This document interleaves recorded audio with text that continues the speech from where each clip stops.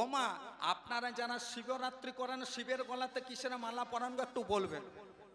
কিসের মালা পরান গো? আকন্দ ফুলে। ঠিক বলেছেন, আমিও আকন্দ ফুলে মালা পরাই, কিন্তু পদকর্তা মহাজন আকন্দ ফুলের মালা বলেন নেই। পদকর্তা মহাজন কই বলছেন আকন্দ ফুলের মালা আমরা যদি পরাই, আপনারা যদি পরায়, তা শিবের গলাতে আছে কি? সেটা আছে রুদ্রাক্ষের মালা। তাহলে এবার আপনাদের মনে প্রশ্ন জাগে না, মূল গায়েন আমরা যদি আকন্দ ফুলের মালা পরাই, শিবের গলাতে রুদ্রাক্ষের মালাটাই এলো কি করে? এটাতে জানা দরকার। তাহলে দেখুন, যাদের বাড়িতে বেনি মাধব শিলের ফুল পঞ্জিকা আছে, পিছন দিকটাকে আবার খুলে দেখবেন, হিমালয় পর্বতে একজন দত্ত ছিল, ত্রিপুরা সিন্ধু নামে দত্ত, যার সঙ্গে শিবের যুদ্ধ হয়। আর যুদ্ধ করার ফলে 1 মাস ধরে যুদ্ধ করতে করতে একদিন শিবের চোখে আঘাত লাগে, আর আঘাত থেকে জল পড়ে, সেখান থেকে জন্ম নেই রুদ্রাক্ষ। এটা কিন্তু ফুল পঞ্জিকাতে আছে বেনি মাধব শিলের। তাহলে ওই ফুল পঞ্জিকাটি আপনারা রেখে দিন।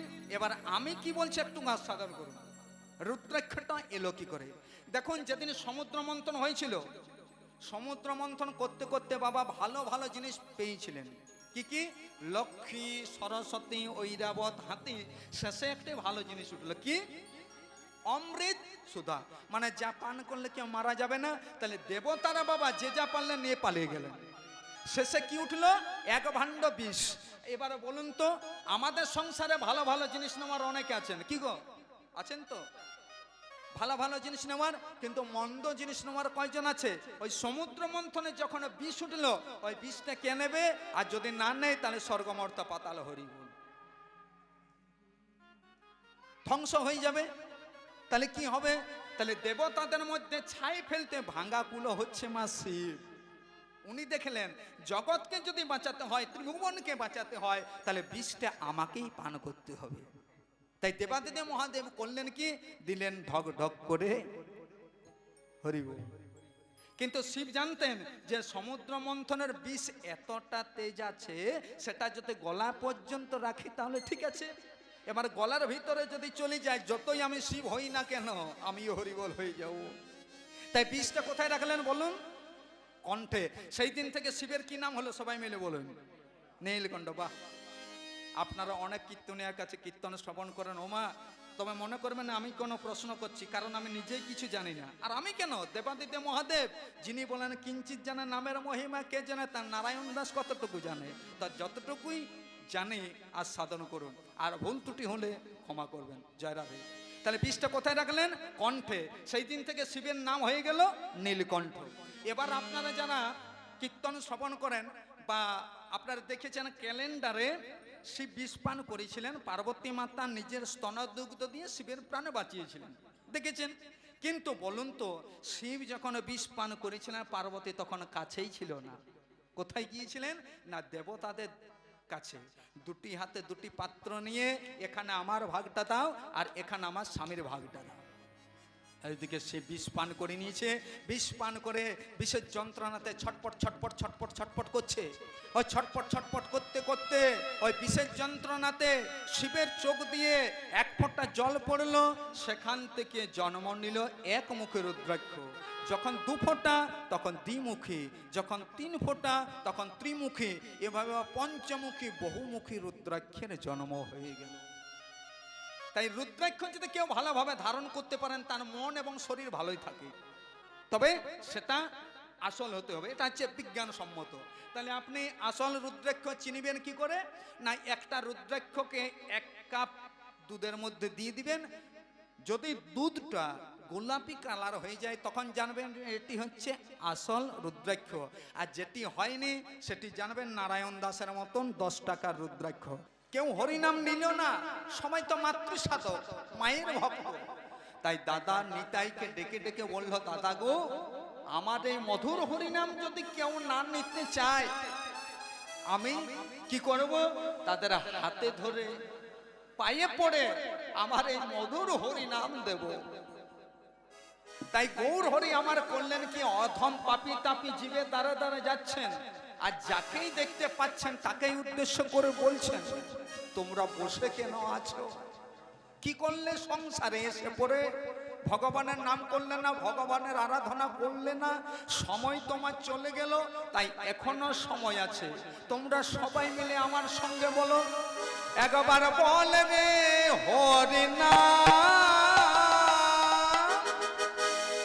এই মধু মাখায় না। একবার বল রে হরি নাম,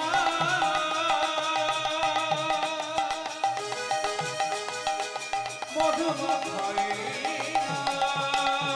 বল রে হরি নাম, হরি হরি বল।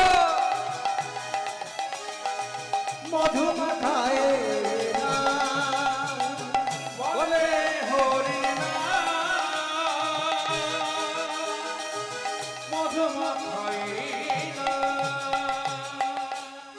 একবার বল রে হরি নাম, হরি বল হরি বল।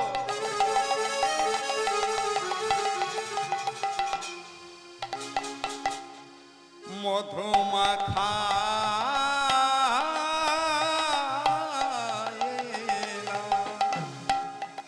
একবারে বল রে হরি নাম,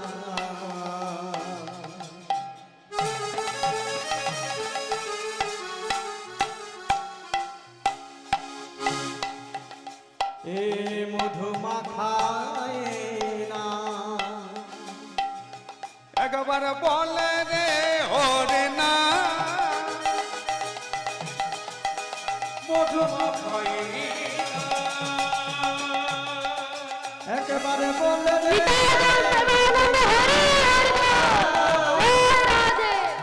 মধু মাখায় না। দেখুন গৌর হরি বললেন একবার বল রে হরি নাম। আচ্ছা বাবা, আপনারা একটু বিচার করে বলুন তো, আমি তো আপনাদেরকে বললাম গৌর হরি বলেছিলেন কখন না? গৌর হরি বলেছিলেন আজ থেকে 537 বা 38 বছর আগে কথাটি বলেছিলেন। হরি নাম কেউ নিল না, কেউ গ্রহণ করলো না। তো এখন তো আমি আপনাদেরকে বললাম একবার বল রে হরি নাম। আচ্ছা বলুন তো বাবা, কতজন আপনার হাত তুলে বললেন হরি বল? কে বললেন? বললেন কে বলল না? এটা কিন্তু এই নারায়ণ দাসের সঙ্গে ঘটেনি, মহাপ্রভুর সঙ্গে ঘটেছিল। সেই সময়কাল সবাই তো মাতৃ সাধক ছিল। তখন আমাদের মতো ভক্তরা বলে উঠলো, ঠাকুর তুমি বলতে বলছো, তুমি ব্রাহ্মণের ছেলে, তুমি বলতে বলছো, আমরা বলবো কি করে?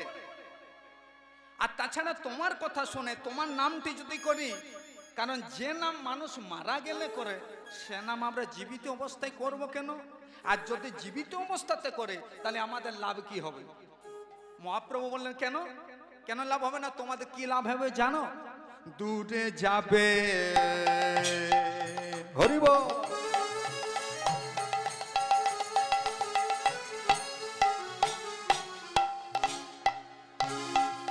ত্রিতাপ জ্বালা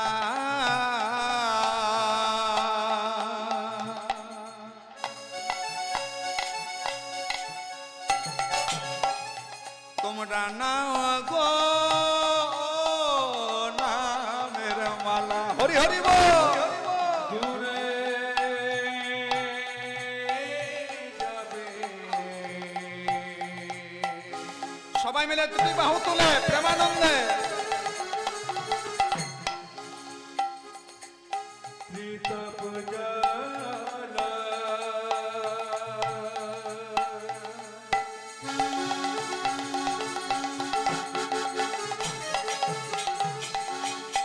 তোমরা নাও গো নামের মালা। হরি বল রসনা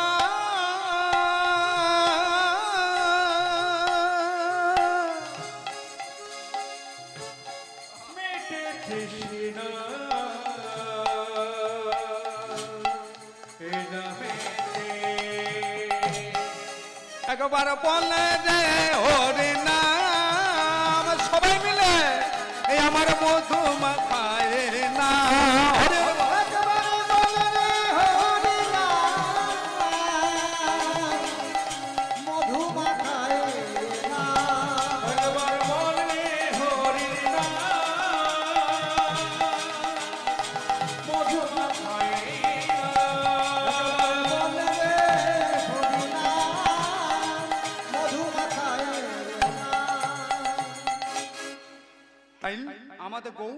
বসে পড়ে কি শিক্ষা দিলেন না আমাদের একমাত্র মুক্তির পথ হচ্ছে হরিনাম সংকীর্তন। তা হরিনাম যদি আমাদের একমাত্র মুক্তির পথ হয় তা চলুন সবাই মিলে আমরা দুটি হাত তুলে তারক ব্রহ্ম নামটা করিনি, তার উপর আমরা লীলার মধ্যে প্রবেশ করি। এখানে যে সমস্ত ভক্তমণ্ডলী এসেছেন দুটি বাহু তুলে আমাদের নিজেদের মানব জন্মটাকে সার্থক করার জন্য সবাই মিলে তারক ব্রহ্ম নামটা করে নিয়ে লীলার মধ্যে প্রবেশ করবে। তাই সবাই মিলে আমার সঙ্গে বলবেন, বললো হরে কৃষ্ণ কৃষ্ণ কৃষ্ণ হরে হরে, হরে রাম রাম রাম হরে হরে, হরে কৃষ্ণ কৃষ্ণ কৃষ্ণ হরে হরে, হরে রাম রাম রাম হরে হরে, হরে কৃষ্ণ কৃষ্ণ কৃষ্ণ হরে হরে, হরে রাম রাম রাম হরে হরে। বলে হরে কৃষ্ণ কৃষ্ণ কৃষ্ণ হরে হরে, হরে রাম রাম রাম হরে হরে, হরে কৃষ্ণ কৃষ্ণ কৃষ্ণ হরে হরে, হরে রাম রাম হরে হরে। দেখুন অনেকেই বাবা দুটি হাত তুললেন, অনেকেই মা দুটি হাত তুললেন, আবার কিছু কিছু বাবা দুটি হাত তুললেন না। দেখুন আমার কথা মতো আপনাদেরকে হাত তোলার প্রয়োজন নেই, কারণ শাস্ত্র ছাড়া কোনো কিছু হয় না। শাস্ত্রে কি বলেছেন? ভগবান বললেন যখন আমার কোনো ভক্ত সমস্ত কিছুকে ভুলে গিয়ে হা গোবিন্দ বলে ডাকে, গোবিন্দ বলেন আমি তখন তাকে কৃপা করি। শাস্ত্রে আছে সর্বধর্মান পরিত্যাজ্য মাম একং শরণং ব্রজ। সমস্ত কিছুকে ভুলে গিয়ে যদি গোবিন্দকে ডাকে, গোবিন্দ তাকে কৃপা করতে বাধ্য হয়। কিন্তু কেউ যদি সকাল থেকে সন্ধ্যা পর্যন্ত ভগবানের নাম না করে, ভগবানের আরাধনা না করে, ভগবান বলেছেন আমি তার জন্য তাকে দেখি না। কেন? দেখুন বাবা তাকে আমি দেখি না, কেন দেখি না? কিন্তু কেউ যদি সকাল থেকে সন্ধ্যা পর্যন্ত ভগবানের নাম করে, ভগবানের রেসপন্সিবিলিটিটা বেড়ে যায়। যাই হোক আমাকে তো ধরেই বিষয় আছে। তাই বাবা এখানে একটা কথা আছে, ভাবছো বসে চলবে কিসে, তুমি ভাববার কে? আবার যিনি যার ভাবনা তিনি ভাবছেন, তুমি ভাববে কাকে? এই যে আমরা এখানে বসে বসে মনে মনে চিন্তা করছি না, মূল গান ভাবতে হবে না, সংসার আছে, সংসার চলছে না, ছেলেটা ভালো করে পড়াশোনা করছে না, ভাবতে হবে না। মহাজন বললেন এত ভেবো না, কারণ ওইগুলোকে কম কম ভেবে একটু উনাকে ভাবো। আবার ওইগুলো ভাবার আগে চিন্তা করে দেখো যে যাদের জন্য ভাবছি সেগুলো আমার বটে তো। তাই মহাজন কি বললেন? নাম হরি কা জপলে বন্দে फिर पीछे पछताएगा। हरे राम हरि का जपले बंदे, फिर पीछे पछताएगा। नाम हरि का जपले बंदे, पीछे उलूध्वनि निताई बोल हरे बोल। क्या लेके तू आया है जग में, क्या लेके तू आया है जग में,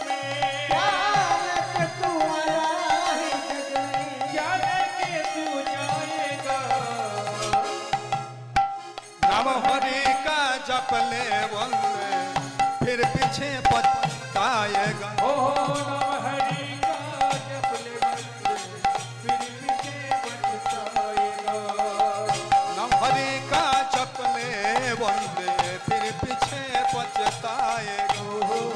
नाम हरि का जपले बंदे, पीछे पछताएगा।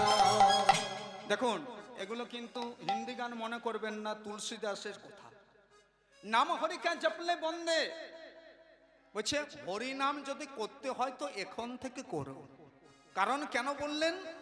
বলছে তুমি সারা জনম হরিনাম করলে না, এবার তোমার হয়তো বয়স হয়ে গেল, সারা জনম হরিনাম করলে না, এবার বয়স যখন হয়ে গেল তখন তোমাকে যদি বলতে বলা হয় একবার হরি বল, বলা একবার হরি বল, তখন মনে করেন দুটি দাঁতে ভেঙে গেছে, সে তো জীবনে হরিনাম করেননি।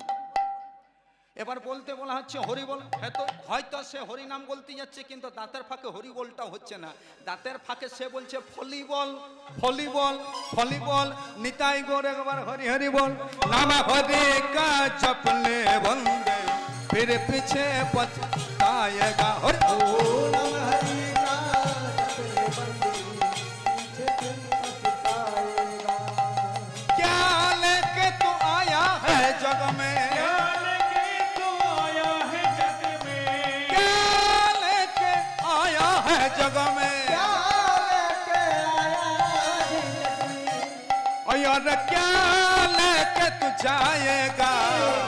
नाम हरि का जपले बंदे फिर पीछे पछताएगा। ओ नम हरि का जपले बंदे फिर पीछे पछताएगा। ओ नम हरि का जपले बंदे पीछे पछताएगा। ओ नम हरि का जपले बंदे फिर पीछे पछताएगा। उलूध्वनि निताई गौर हरि बोल।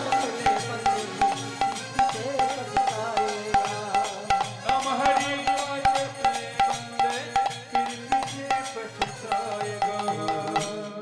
তাহলে সেই জন্যই বলছি লজ্জা ঘৃণা ভয় তিন থাকিতে গোবিন্দের কৃপা নয়। এটা হচ্ছে রাধা গোবিন্দের সংসার, যে সংসারে আমিও একজন আর আপনারা একজন।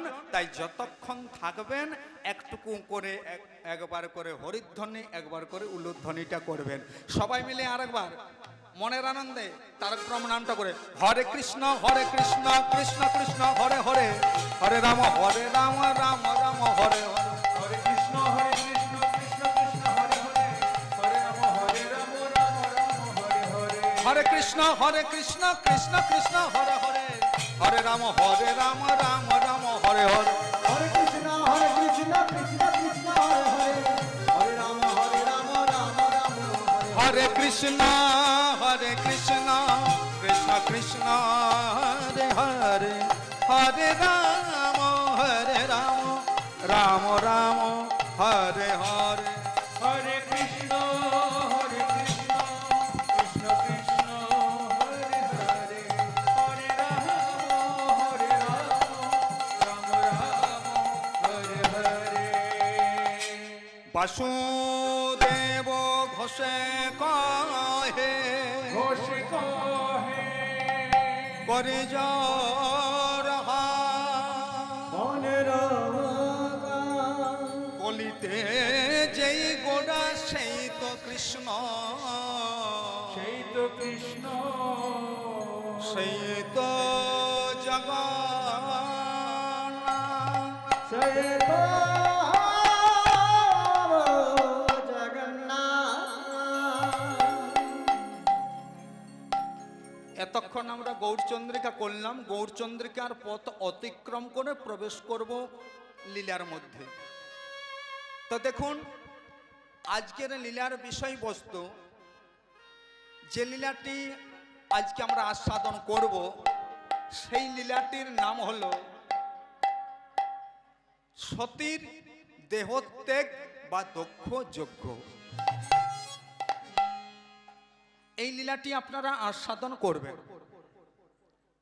তো যে কোনো লীলা গাইতে গেলে আমাদের প্রথমে যেতে হয় বৃন্দাবনে, বৃন্দাবন ছাড়া লীলা হয় না। তো দেখুন এখানে অনেক ভক্ত আছেন, আপনারা কৃষ্ণ লীলা শুনেন, ভগবানের কথা আস্বাদন করেন।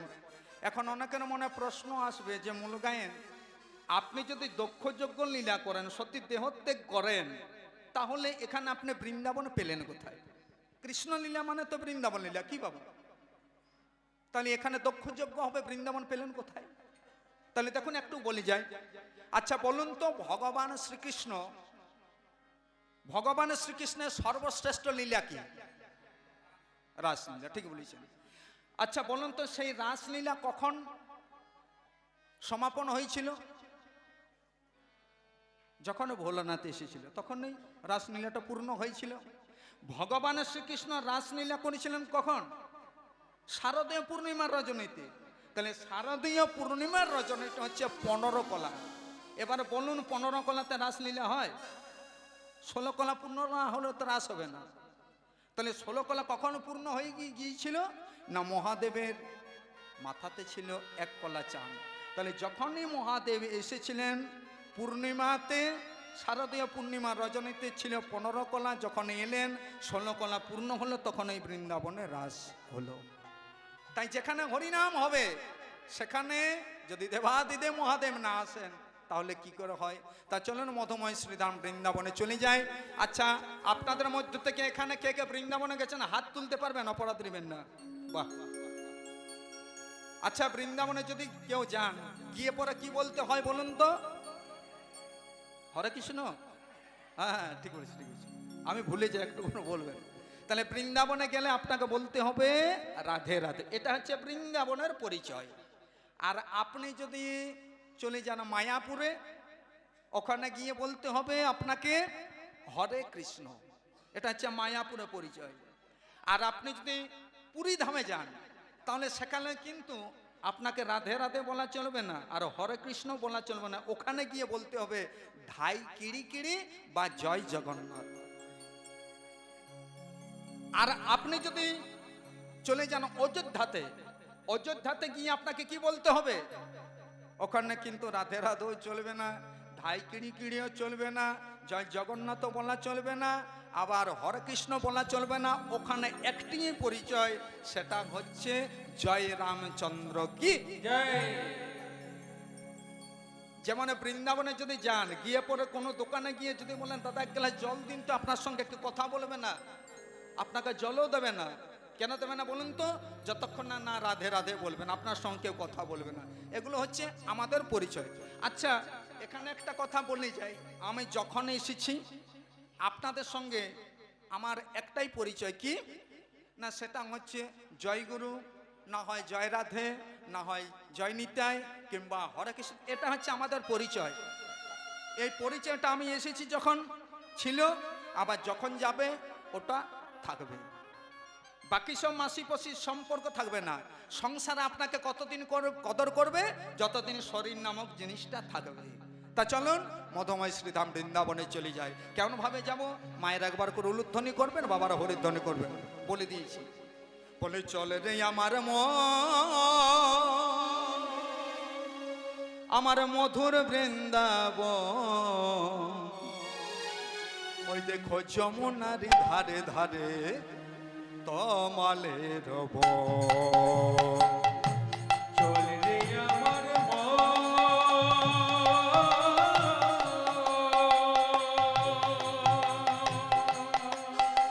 উলুধ্বনি প্রেমানন্দে নিতাই গৌর হরের বল।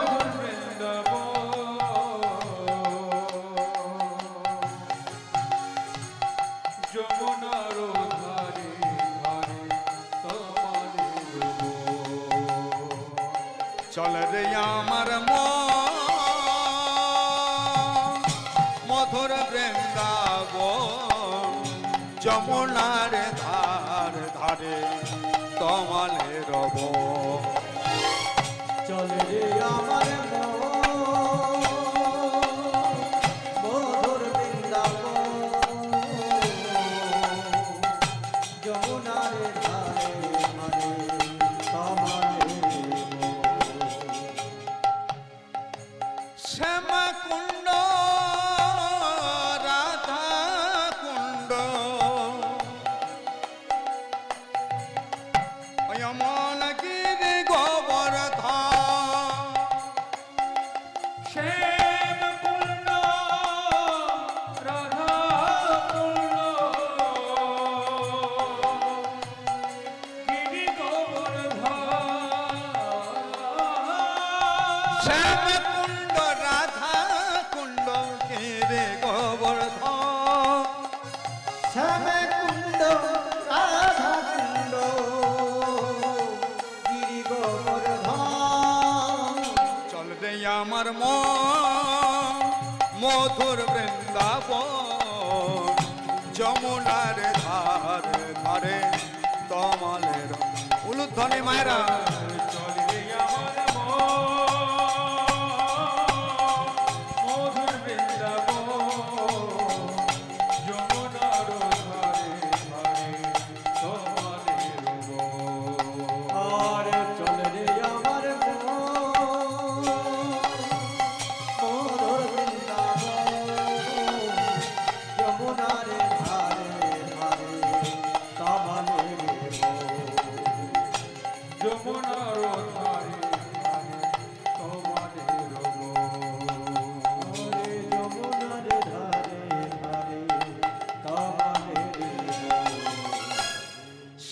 সেথায় গেলে দেখতে পাবো মদন মোহন। ওরে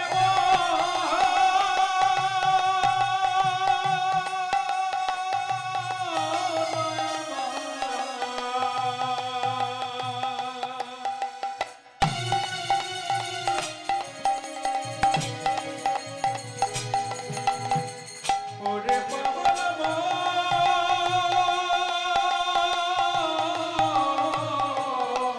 মনে রে জয় নিতাই। দেখুন, আমি এক জায়গায় গান করতে গিয়েছিলাম কিছুদিন আগে। তো সেখানে আমি কথাটা বলেছিলাম, চল রে আমার মন মধুর বৃন্দাবন, সেথায় গেলে দেখতে পাবো মদন মোহন। একজন বাবা পাশে বসেছিলেন। কীর্তনটা শেষ হওয়ার পরে আমার কাছে গিয়ে পড়ে বললেন, বাবা আপনি তো কীর্তন করলাম শুনলাম, আপনার কীর্তন যেখানে হয় আমি যাই, যদি শুনি যে আপনি এসেছেন, আপনার কীর্তন ভালো লাগে, কিন্তু আমার একটা কথা আপনার আজকে কেমন লাগলো। ওই বাবাকে বললাম, বাবা আপনার কোন কথাটা কেমন লেগেছে?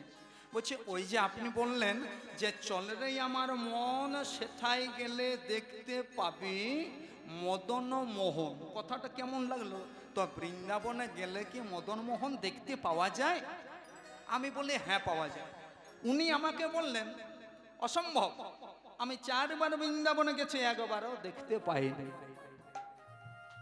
আপনি এত বড় কথাটা আসলে দাঁড়িয়ে বলে দিলেন যে সেথায় গেলে দেখতে পাবো মদন মোহন।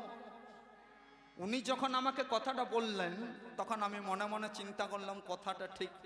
উনি হয়তো 4 বার গেছেন, কিন্তু বৃন্দাবনে গিয়ে মদন মোহন দেখতে পাইনি, তাই বলেছে। কথাটা কার কথা? সেটা হচ্ছে মহাজনের কথা। বৃন্দাবনে গেলে মদন মোহন দেখতে পাওয়া যায়। একটু আলোচনা করে নি, তারপর লীলার মধ্যে প্রবেশ করি। আচ্ছা বলুন, তাহলে বৃন্দাবনে গেলে মদন মোহন দেখতে পাওয়া যায়। এবার একটা কথা বলুন তো, ওই বাবাকে বললাম, বাবা আপনি ক্রিকেট খেলা দেখেন? বলছে, হ্যাঁ আমি দেখি। বলে, কিছুদিন আগে ভারত আর পাকিস্তানের একটা ম্যাচ হয়েছিল, আপনি দেখেছিলেন? বলছে, হ্যাঁ দেখেছিলাম। দেখেছিলেন? বলছে, হ্যাঁ দেখেছিলাম। ভারত আর পাকিস্তানের ম্যাচটা আপনি দেখেছিলেন, কিন্তু আপনি দেখেছিলেন, আমি খেলাটা দেখতে পাইনি। বলছে, কেন? না আমি কেন দেখতে পাইনি? সেদিন আমার ওই কমরপুরে ইলেকট্রিক ছিল না, পাওয়ার সাপ্লাই ছিল না, লোড শেডিং ছিল, খেলাটা আমি দেখতে পাইনি। তো আমি যে খেলাটা দেখতে পাইনি, টোটাল ভারতবর্ষে সারা ওয়ার্ল্ডে কি খেলাটা বন্ধ রাখা হয়েছিল? যে নারায়ণ দাস যখন খেলাটা দেখতে পাচ্ছে না, খেলাটা বন্ধ রাখা হয়েছিল? বলছে, না আমি দেখেছিলাম।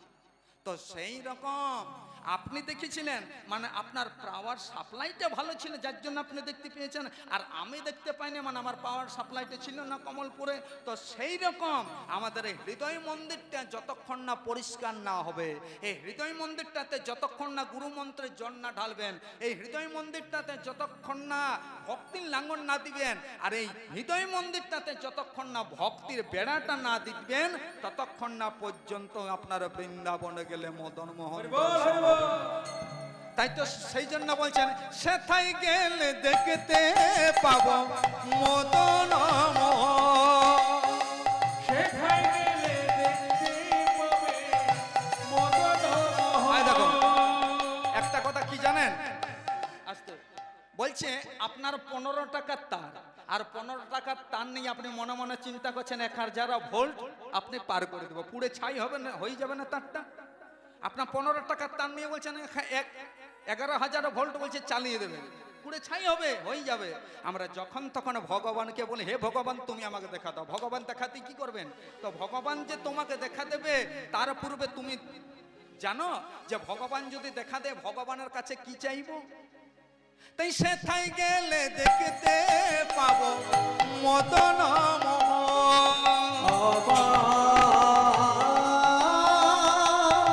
সেথায় গেলে দেখতে পাবো আর মদন মোহন। চল রে আমার মন মধুর বৃন্দাবন, যমুনার ধারে ধারে কমলের বন। প্রেমানন্দে উলুধ্বনে মধুর বৃন্দাবন,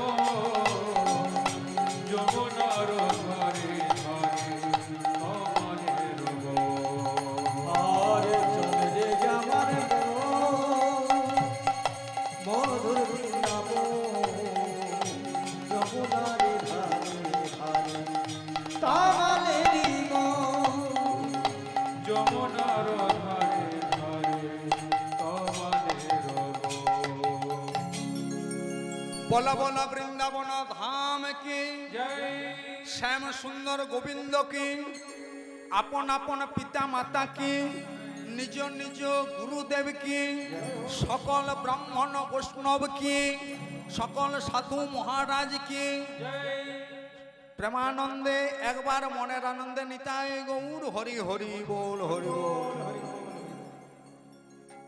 তা চলো এবার আমরা লীলাটি সম্পূর্ণ বিশ্লেষণ করব।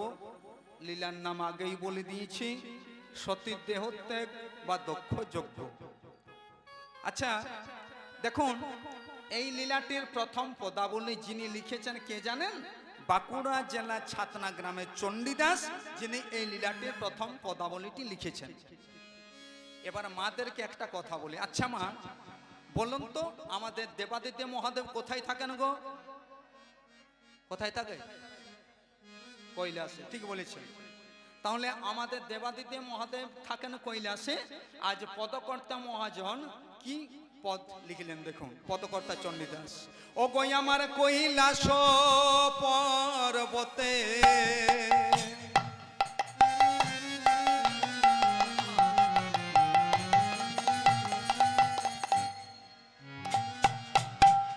অতি মন হরে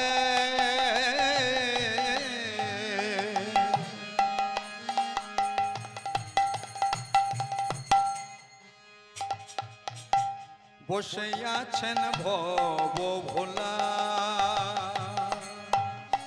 আমার কৈলাস পর্বতে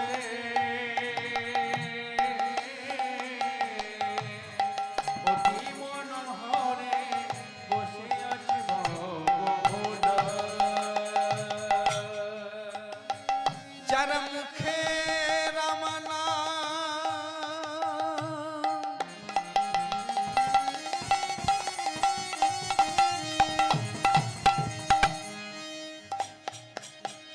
জপে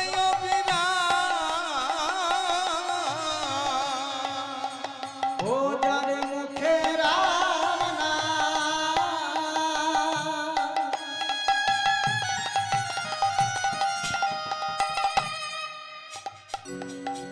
জপে অবিরাম,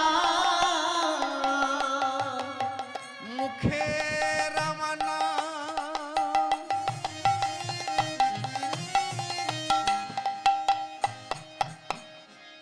জপে অবিরাম,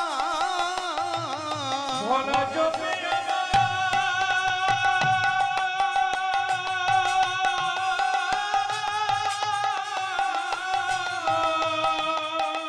উলুধ্বনি মায়েরা।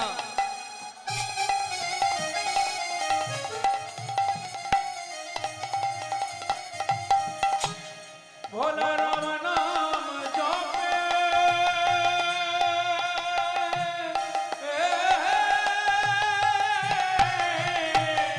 যার মুখে রাম জপে অবিরাম, ও তার গলাতে রুদ্রাক্ষের মালা গো, রুদ্রাক্ষের মালা। ও যার মুখে রাম নাম জপে অবিরাম, গলাতে রুদ্রাক্ষের মালা গো, গলাতে রুদ্রাক্ষের মালা। আমার বসে আছেন ভোলা কৈলাসেতে, বসে আছেন ভোলা কৈলাসে, বসে আছেন ভোলা কৈলাসেতে। বসে আছেন ভোলা কৈলাসেতে। আমার কৃষ্ণ কথা ভাবেন মনে মনে, বসে আছেন ভোলা কৈলাসে। আমার কৃষ্ণ কথা ভাবতাম মনে মনে, বসে আছেন ভোলা কৈলাসে। আমার কৃষ্ণ কথা ভাবেন মনে মনে, বসে আছেন ভোলা কৈলাস। কৃষ্ণ কথা ভাবে মনে, বসে আছে ভোলা কৈলাসেতে। এবার পদাবলীটি মধ্যে পদকর্তা মহাজন কি বলতে চাইলেন? কৈলাস পর্বতে অতি মনোহরে বসে আছেন ভবভোলা। মাগো ও বাবা, শুধু বসে থাকেননি, যার মুখে রাম নাম জপে অবিরাম, গলাতে তার রুদ্রাক্ষের মালা। দেখুন, শাস্ত্র মতে হচ্ছে শিবের গুরু রাম, আবার রামের গুরু শিব, এমন রিলেশন আর কোথাও কিন্তু খুঁজে পাবেন না। এবার কথাগুলো কিন্তু আস্বাদন করবেন একটু। শাস্ত্র মতে শিবের গুরু রাম, আবার রামের গুরু শিব। তাই যেহেতু শিবের গুরু রাম, সেই গুরু নাম জপ করছে। এবার বলুন তো, শিবের গুরু যে রাম, আপনাদের মনে প্রশ্ন হয় না যে মূল্যগান শিবের গুরু রাম হলো কি করে? এটা একটুকু বলে দিন। দেখুন, শিবের গুরু রাম হলো কি করে, এটা যদি আমাদের জানতে হয়, চলুন আমরা একটু চলে যাই রামায়ণে। দেখুন, রামায়ণে গিয়ে আমরা জানতে পারবো যে শিবের গুরু নাম হলো কি করে। কৈলাস পর্বতে মাগো হরওয়ার পার্বতী বসে আছেন। এমন সময় পার্বতী মাতা লক্ষ্য করলেন মহাদেবের ডান চোখ দিয়ে জল পড়ছে না, মানে কাঁদছেন। তো তখন পার্বতী হাত জোড় করে বলছেন, ও প্রভু, তোমার নাম সদানন্দ, তুমি সব সময় আনন্দে থাকো, তা হঠাৎ আজ তোমার এমন কি হয়ে গেল যে তোমার চোখের জল, তুমি কাঁদছো কেন? পার্বতীকে বলে উঠলো, দেখো পার্বতী, শোনো, আমিও যদি সদানন্দ, আজ আমার দুঃখ হয়েছে তাই আমার চোখে জল। বলে উঠলো, প্রভু, তোমার চোখে জল আমি তো জীবনে শুনি নাই, তুমি সব সময় আনন্দে থাকো, তো কিসের দুঃখ, কিসের কষ্ট, তুমি আমাকে বলো, আমি তোমার সত্যি, তুমি আমাকে গোপন করো না। দেখুন বাবা, ভোলানাথ এতদিন কিন্তু গোপন করে রেখেছিলেন মা, কিন্তু আর গোপন করে রাখতে পারলেন না। বলছে, দেখো পার্বতী, কেন কাঁদছি জানো? আজ পঞ্চবটী বনে আমার গুরু রাম প্রিয়তমা পত্নী সীতাকে হারিয়েছেন, সেই দুঃখে রাম লক্ষ্মণের কাছে কাঁদছেন। তো আমার গুরু যদি কাঁদে, আমি কাঁদবো না? পার্বতী তখন বলে উঠলো, বাহ বাহ প্রভু, আজ আমি একটি দারুণ জিনিস জানতে পারলাম। বলছে, কি জিনিস? বলছে, তোমার গুরু যে রাম, তো আমি তো জীবনে কোনোদিন শুনি নাই। রাম যদি তোমার গুরু হয়, সে তো আমার গুরু। বলছে, 100 বার। আচ্ছা বাবা বলুন তো, যিনি স্বামীর গুরু হয় সে তো স্ত্রীর গুরু, তাই তো মা? স্বামীর গুরু হলে সে স্ত্রীর গুরু। তখন বলে ওঠে, বলছে 100 বার।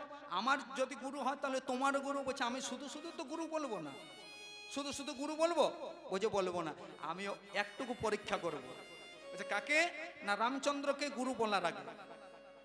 দেখুন, বলছে, দেখো পার্বতী, তুমি ওকে পরীক্ষা করতে যে না, তুমি তো নারী জাতি, শেষে তুমি লজ্জিত। বলছে, না না, যে আমার গুরু, যে আমার স্বামীর গুরু, দেখতে মানে সে আমাদের কেমন গুরু? তাহলে কাকে পরীক্ষা করতে গেলেন? শিবের গুরু রামকে।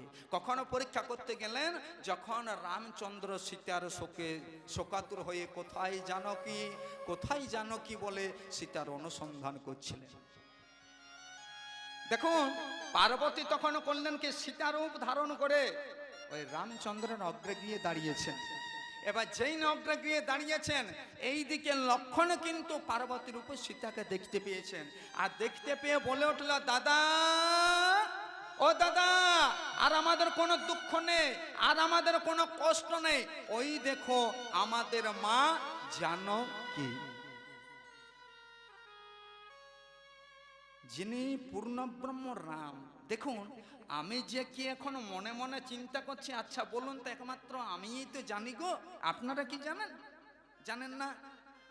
কিন্তু মনে করুন, আমি মনে মনে যেটা চিন্তা করছি আপনারা জানেন না, কিন্তু আপনারা যারা কীর্তন শ্রবণ করতে এসে ভগবানের নাম শ্রবণ করছেন, আপনারা যে কি চিন্তা করছেন ওটা আমি জানি না। আমার কথা আমি জানি, কিন্তু আপনাদের কথা জানি না। তাই পূর্ণব্রহ্ম রাম করলেন কি, সেই পার্বতী রূপী সীতার কাছে গিয়ে 2-3 বার মাথা থেকে পা থেকে মাথা পর্যন্ত লক্ষ্য করে বলে উঠলো, মা গো জানকী, বলি কোথায় গেল আমার মোর জানকী? তুমি জানো আমার সীতা দেবী, আমার জানকী কোথায় হারিয়ে গেছে? পার্বতী যাতে চিনতে না পেরে সজোরে বলে উঠলো, কেন তুমি আমাকে চিনতে পারছো না? আমি তো তোমার জানকী। বলছে, মাগো, আমার যে জানকী তার কিন্তু 2টি নয়ন, আর আমারও 2টি গো। কিন্তু আমি জানি আমার গুরুদেব ভোলানাথ মহেশ্বর, তার কিন্তু 3টি নয়ন, আর আমার গুরুমা পার্বতীরও 3টি নয়ন। তুমি সীতার মতন সেজেছো, তোমাকে সীতার মতনই লাগছে, কিন্তু তোমার তিনটি নয়ন যে জল জল করছে মাগো, লজ্জিতা হয়ে গেল। আর যেই না লজ্জিতা হয়ে গেল, জীবটা বেরিয়ে গেল। হরি হরি বল। তখন বলে উঠলো, বলছে তাহলে কি আমার মনোবাসনা পূর্ণ হবে না? বলছে কেন হবে না? আমি তো কথা দিলাম, কথা দিচ্ছি, যেহেতু তুমি এসেছিলে, আমি এই জন্মে মনোবাসনা পূর্ণ করতে পারলাম না, তোমার মধ্যে বিষ্ণু প্রেম জাগরিত হয়েছে, আমি তোমাকে কথা দিলাম আগত দাপর যুগে আমি যখন কৃষ্ণ হয়ে যাব, যমুনার বুকে শত শত লীলা করব, তুমি হবে আমার লীলা লীলা সহায়কারিণী যোগ মায়া। এবার বলুন যারা কৃষ্ণ লীলা শুনেন, আচ্ছা বাবা যোগমায়া ছাড়া কোনো কৃষ্ণ লীলা হয়েছে? হয়েছে কি? তাহলে যোগমায়া ছাড়া কোনোদিন কোনো কৃষ্ণ লীলা হয়নি, আর হবেও না।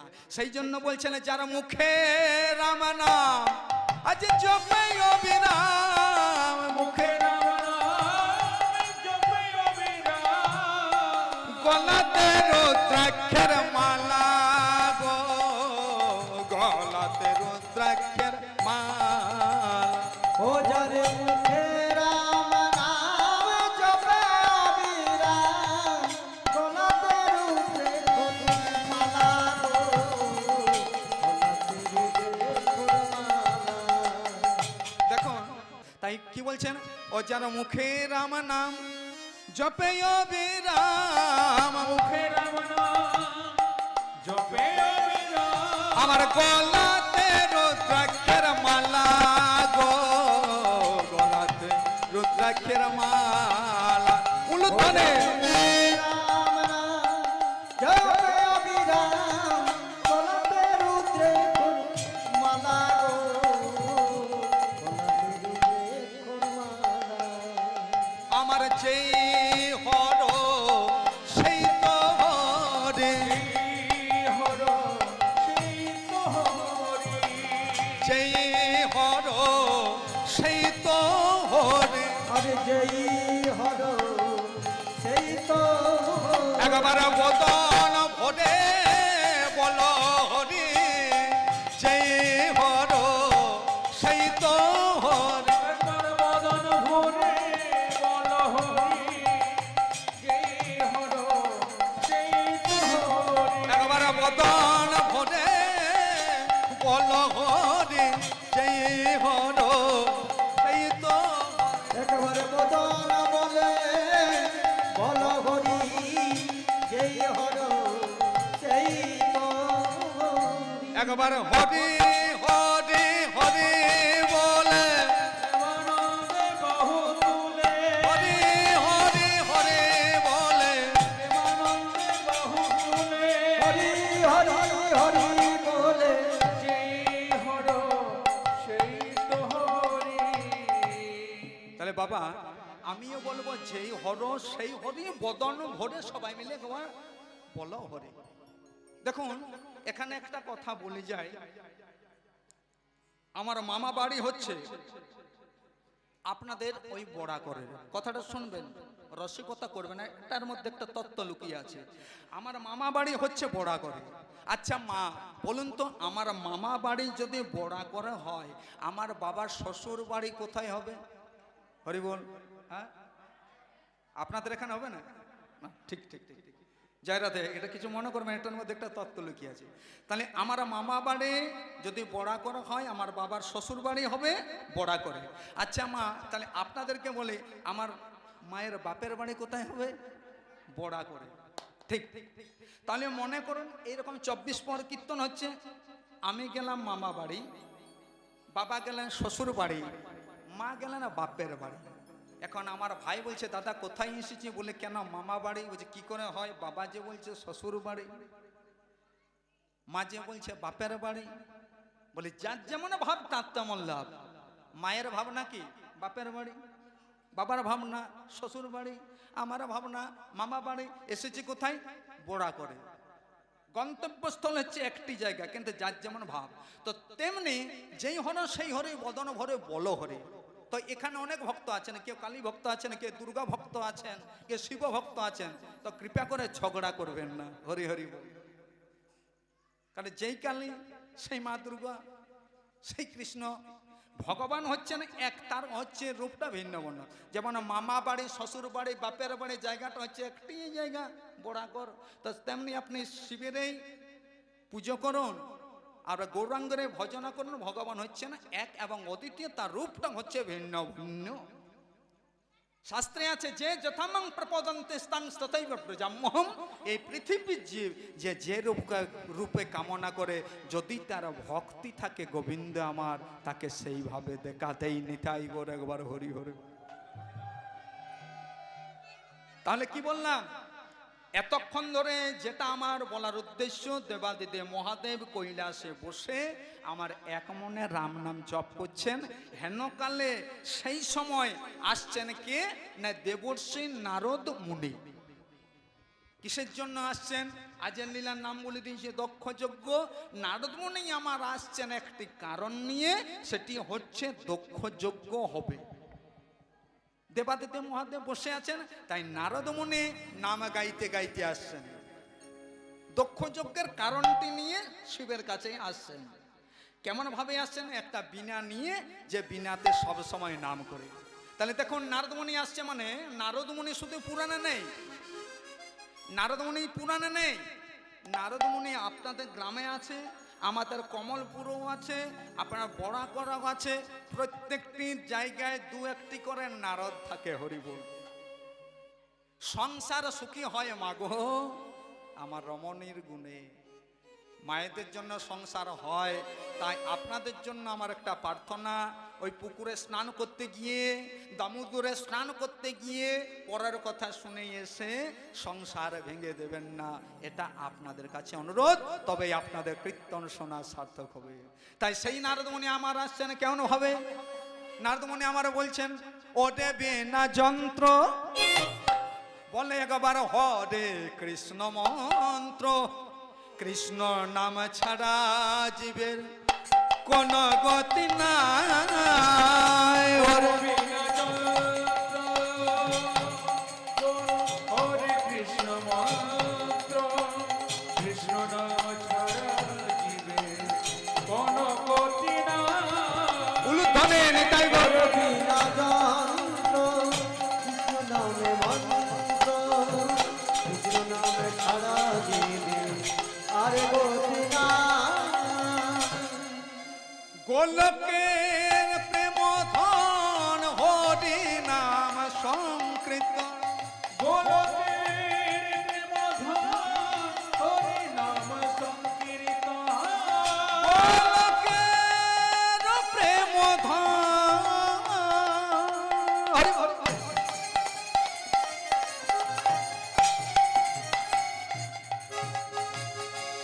ওরে বিনা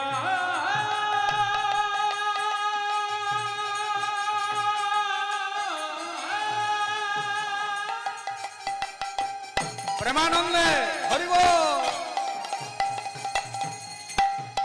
বলে বিনা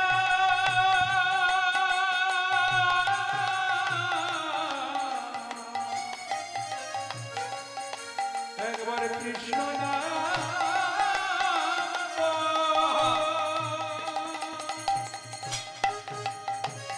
গোলকের প্রেম ধন হরি নাম সংকীর্তন।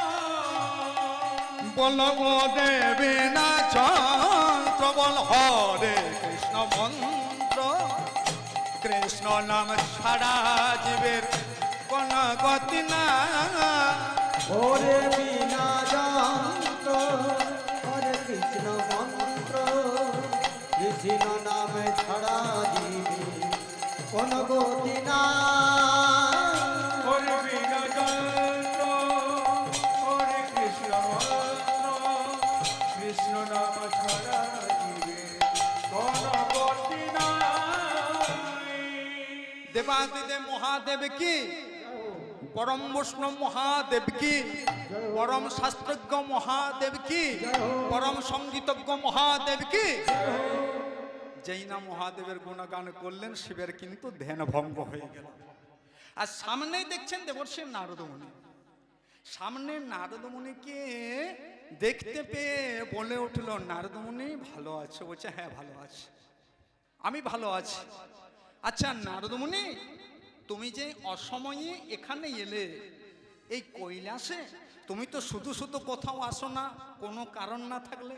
নারদমুনি কি এমনি এমনি আসে বাবা, কোনো কারণ না থাকলে? তো বলছে তুমি তো শুধু শুধু কোথাও আসো না, তাহলে এখানে যে এলে নিশ্চয় এর পিছনে কোনো কারণ আছে।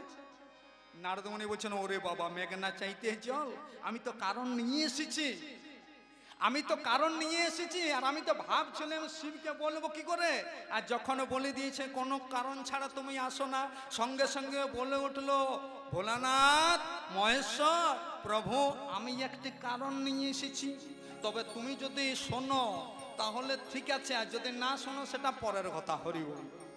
শিবের কৌতূহলটা একটু বেড়ে গেল। এবার বেড়ে গিয়ে বলে উঠলো, নারদমুনি বলছে এমন কি কারণ নিয়ে এসেছে যে যেটা আমার না শোনা ভালো, আমার আর ধৈর্য মানছ না, তুমি আমাকে তাড়াতাড়ি করে বলো। নারদমুনি বলছেন, আমি তো বলতেই এসেছি। বলছে আমি কি কারণ নিয়ে এসেছি? বলছে তোমার শ্বশুর মশাই, তোমার শ্বশুর মশাই কি হয়েছে বলো কথাটা। বলছে তোমার শ্বশুর মশাই। আচ্ছা মা, শিবের শ্বশুর মশাইয়ের নাম কি গো? জানা থাকলে একটু বলবেন। হরি বল। হ্যাঁ আচ্ছা বাবা বলে দিয়েছেন, ঠিক ঠিক ঠিক ঠিক। তবে মায়েরা বলতে চাইছেন একটা কারণ আছে। কেন বলুন তো? মনে মনে চিন্তা করছি যদি অপরাধ হয়। অপরাধ হয় না, নিজের শ্বশুর মশাইয়ের নাম বললে অপরাধ হয়, আর দক্ষ রাজা মানে শিবের শ্বশুর মশাইয়ের নাম বললে কোনো অপরাধ হবে না। একবার উলুধ্বনি হয়ে যাক মনের আনন্দে। এই তো বলবেন, তাহলে নিজের শ্বশুর মশাইয়ের নাম করবেন না। হরি হরি বল, জয় রাধে। তাহলে শিবের শ্বশুর মশাই হচ্ছে দক্ষ রাজা। এখন নারদমুনি বলে উঠলো, কি বলবো? বলছে তোমার শ্বশুর মশাই সে কি করেছে, তাড়াতাড়ি করে আমার আর ধৈর্য মানছে না। বলে দক্ষ রাজা করবেন যজ্ঞ,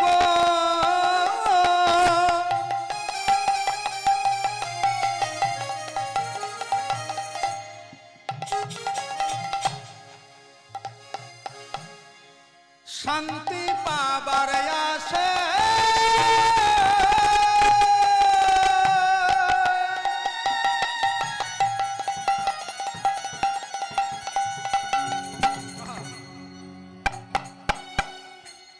ত্রিভুবন করেছে নিমন্ত্রণ,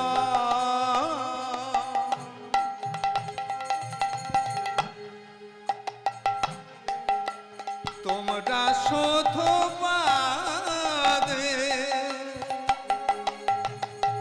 দক্ষ রাজা করবেন যজ্ঞ,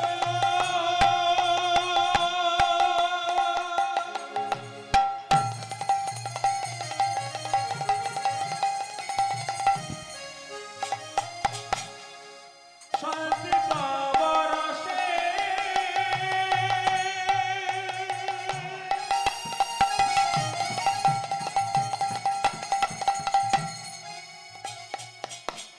ত্রিভুবন করেছে নিমন্ত্রণ, তোমরা শুধু শুধু তোমায় নিমন্ত্রণ করেনি প্রভু, শুধু তোমায় নিমন্ত্রণ করেনি প্রভু, শুধু তোমায় নিমন্ত্রণ করেনি প্রভু, তোমায় নিমন্ত্রণ করেনি প্রভু, তোমার শ্বশুর মশাই দক্ষ রাজা তোমায় নিমন্ত্রণ করেনি প্রভু, তোমার শ্বশুর মশাই দক্ষ রাজা তোমায় নিমন্ত্রণ করেনি প্রভু, তোমার শ্বশুর মশাই দক্ষ রাজা তোমায় নিমন্ত্রণ করেনি প্রভু, তোমার শ্বশুর মশাই দক্ষ রাজা তোমায় নিমন্ত্রণ করেনি প্রভু, বলি বেছে বেছে বাদ দিয়েছে তোমায় নিমন্ত্রণ করেনি প্রভু, সুখের কারণে বাদ দিয়েছে তোমায় নিমন্ত্রণ করেনি প্রভু, তোমার শ্বশুর মশাই দক্ষ রাজা। নিমন্ত্রণ করেনি প্রভু, হরি হরি হরি বল, নিমন্ত্রণ করেনি প্রভু, হে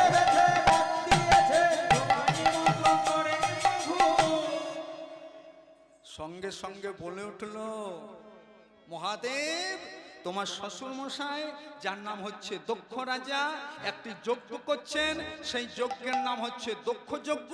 সেই যজ্ঞে যত যত দেবদেবী নিমন্ত্রিত হয়েছেন, কিন্তু বাদ পড়ে গেছেন আপনি বাদ পড়েছেন। এবার এখানে যারা মন্দির কীর্তন শুনছেন, আপনারা অনেক কীর্তনিয়ার কাছে অনেক কীর্তন শ্রবণ করেছেন। আচ্ছা বলুন তো, দক্ষ রাজার কতগুলো মেয়ে ছিল? ঠিক, কিন্তু দক্ষ রাজার মেয়ে হচ্ছে 60। একটু করে বলবেন জয়রাধে, খুব ভালো লাগবে। তার কারণ একটা কথা বলে যায়, দেখবেন কোন বইয়ে লেখা আছে, তার মধ্যে কোন বইয়ে লেখা আছে দক্ষ রাজার মেয়ে হলো 50টি, আবার কোন বইয়ে লেখা আছে দেখবেন লেখা আছে 51টি, আর বেশিরভাগ বইয়ে লেখা আছে দক্ষ রাজার মেয়ে হলো 60টি। তাহলে যেটা বেশিরভাগ বইয়ে আছে সেটাই আমরা ধরব।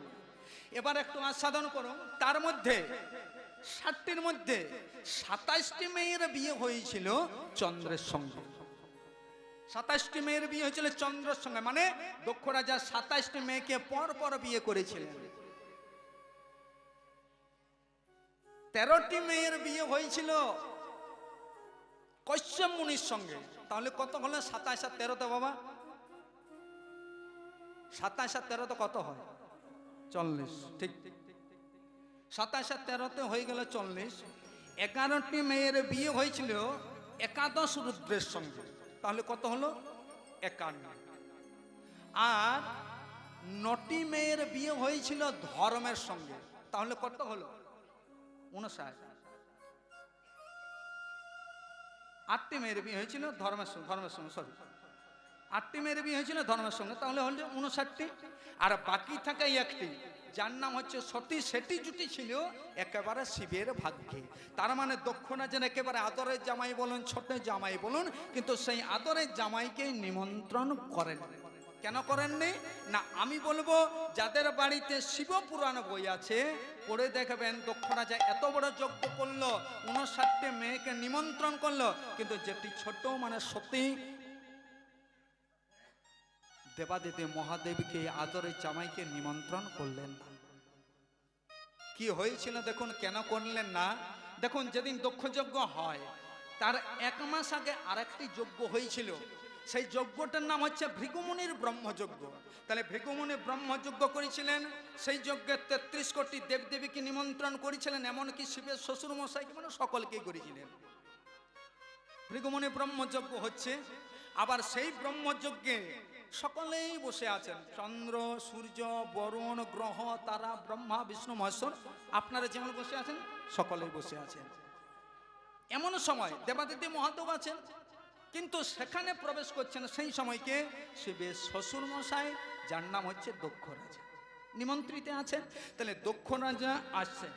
এবার যেই এসেছে হয়েছে কি, দেবতারা দেখলো বারে শিব তো আমাদের আত্মীয়, তার শ্বশুর মশাই এসেছেন, তাই করলো কি সবাই মিলে সম্মান জানানো হলো। কেন ভাবে?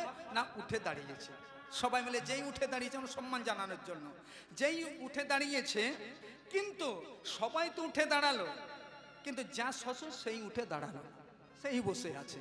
হরি হরি, এটাকে বলে সম্মান। স্কুলে যখন আমরা পড়াশোনা করতাম, তখন স্কুলে প্রবেশ করলে কি করতাম, মানে আমরা যখন স্কুলে প্রবেশ করতাম আর মাস্টার মশাই যখন আসতেন, তখন আমরা কি করতাম? উঠে দাঁড়াতাম। কেন? না, সম্মান জানাতে, এটা সম্মান। তো সবাই উঠে দাঁড়িয়েছে, কিন্তু যা শ্বশুর সেই উঠেননি, বসে আছে তো আছেই দেবাদেব মহাদেব। সেটা কিন্তু নারদমুনি লক্ষ্য করেছেন যে বসে আছে। তো নারদমুনি তো সবসময় ঝগড়া করে, ঝগড়া লাগায়, তাই নারদমুনি মনে মনে চিন্তা করছেন আজ একটা কিছু করতে হবে, আমার নাম হচ্ছে নারদ।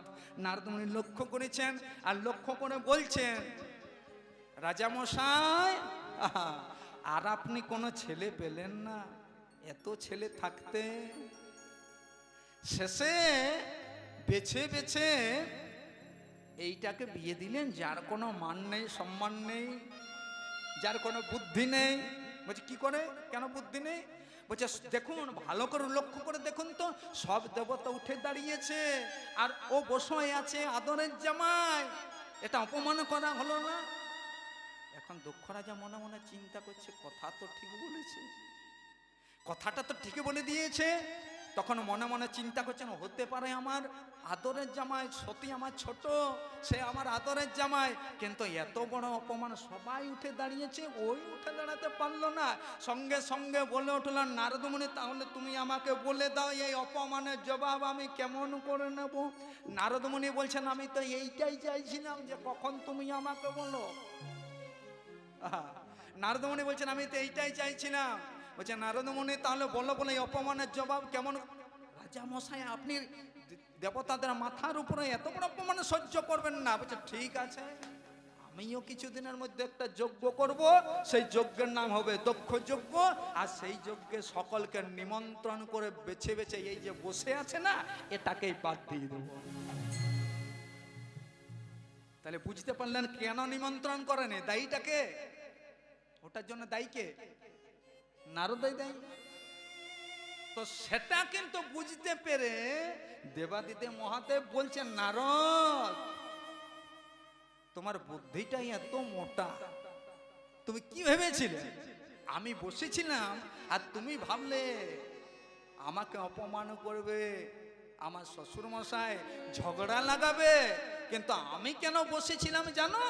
বলছে কেন? বলছে সবাই যখন উঠে দাঁড়িয়েছিল না, এমনি এমনি বসে থাকেনি।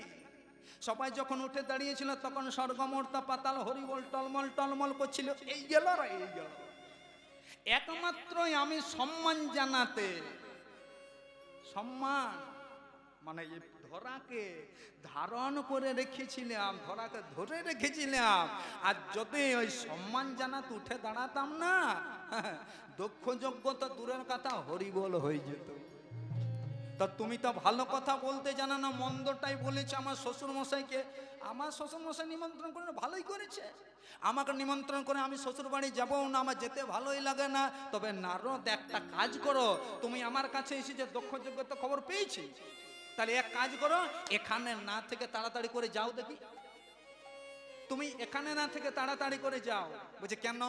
বলছে যদি আমার কাছে সত্যি থাকতো না, বিপদ রাখতে জায়গা থাকতো না, তাই তুমি আমাকে খবরটা দিয়েছো, এবার তাড়াতাড়ি করে যাও।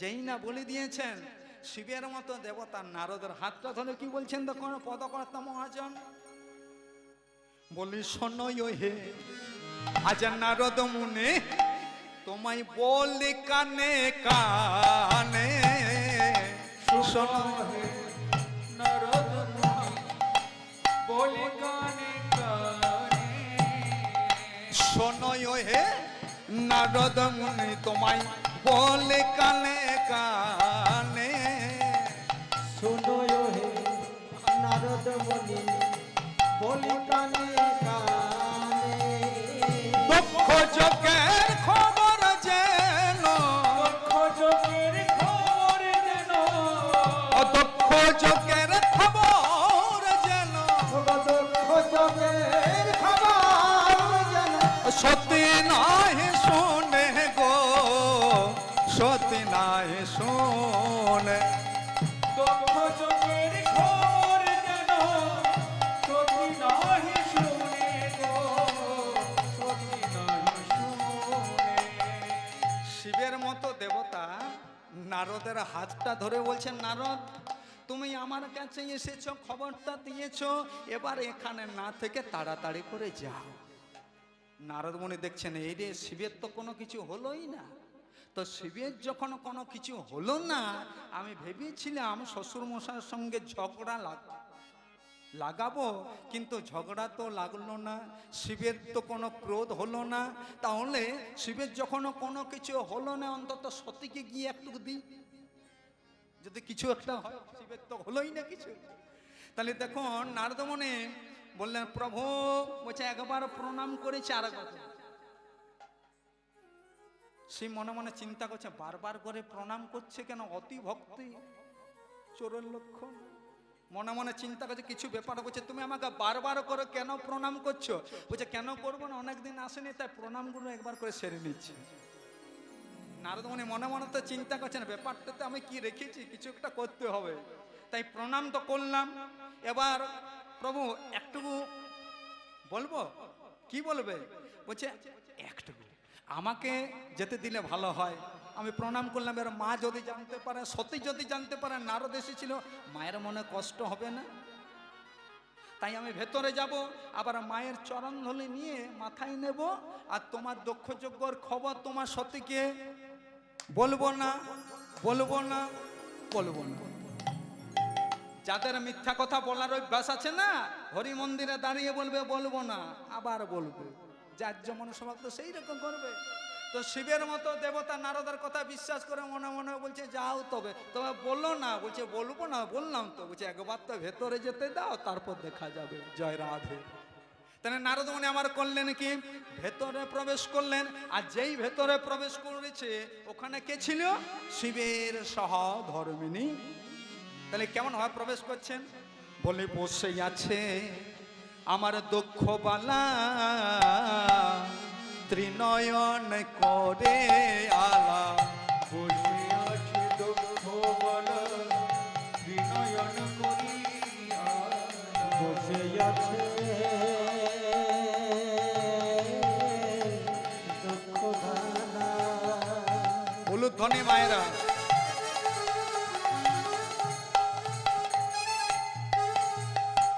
বসে আছে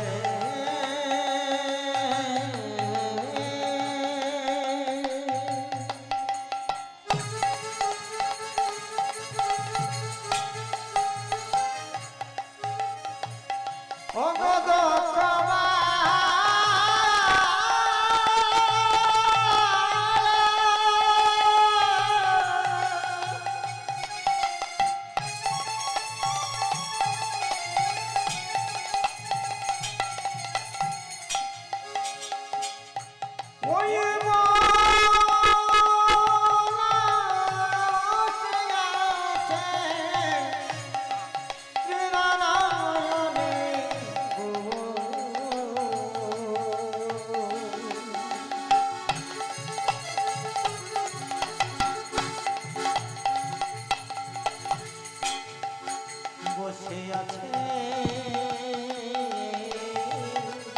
দুঃখ বানানে। বসে আছে দক্ষ বালা, বিনয়ন করি আলা। নারদ মুনি করিল প্রণাম, প্রণাম গো। নারদ মুনি করিলেন প্রণাম, প্রণাম।